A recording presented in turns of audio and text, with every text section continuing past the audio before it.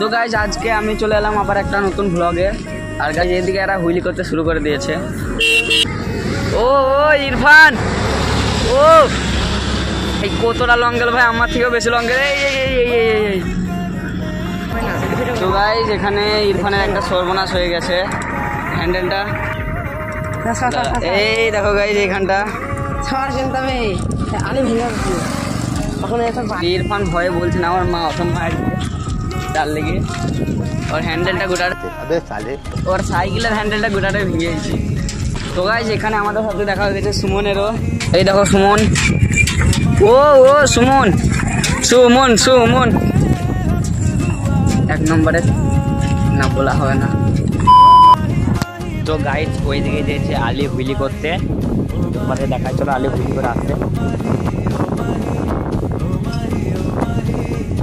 Sorry পেডেলটা ভেঙে গেল।